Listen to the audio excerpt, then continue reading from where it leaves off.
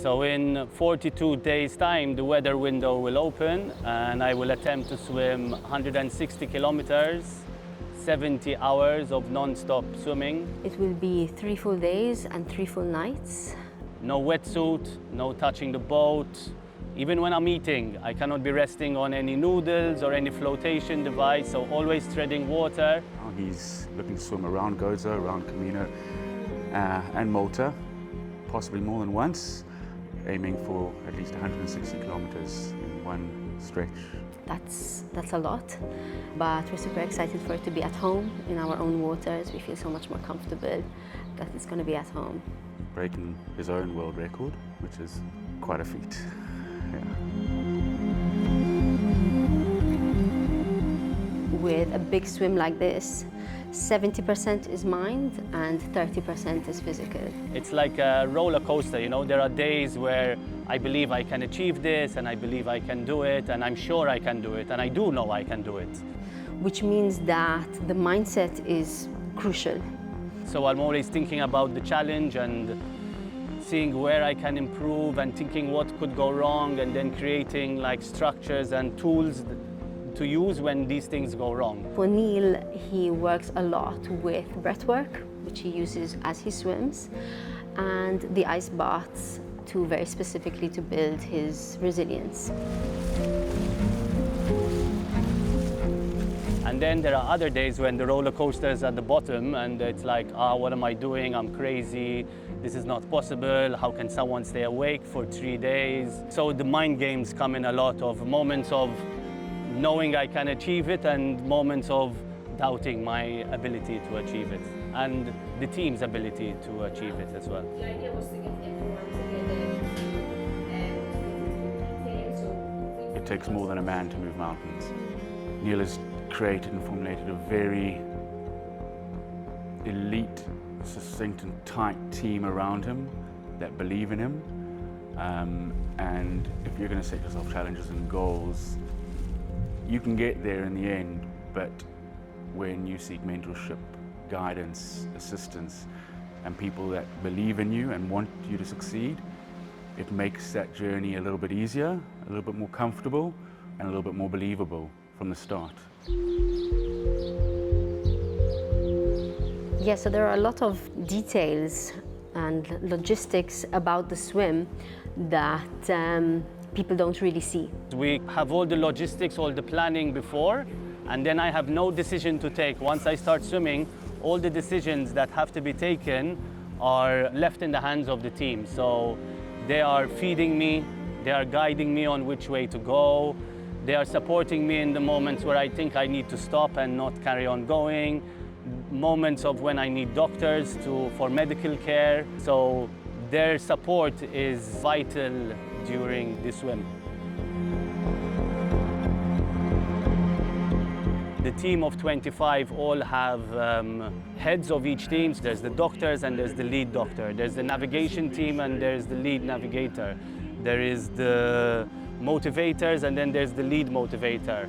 There is the drivers of the ribs and the drivers of the sailing boats that also have their own setups, their own meetings, their own discussions of what is the best way forward to give me the best chance to achieve this dream. We've been planning this since October of last year and we're still every day, hours and hours, making sure all the details are looked into and looked after, because when we're swimming around then we're like a floating city. We don't need anything or anyone, we have everything. Monitoring my health before the swim and also during the swim is of the utmost importance. We're taking a slightly different approach with the medics. Usually we would have 3 doctors on the team and they would be on the navigation boat. However, this year we decided that we need to have the doctors on board, so on the rib just beside Neil, all of the time. The whole point is not to do something stupid to hurt myself, although some people may think that this is crazy, but this is also my craft, and so I understand what I'm doing and what limits I can push my body to. One of the lead doctors would be Angie Rogers. Angie has known Neil for a very, very long time. Since he was a young boy, they used to swim together, they went to Olympics together.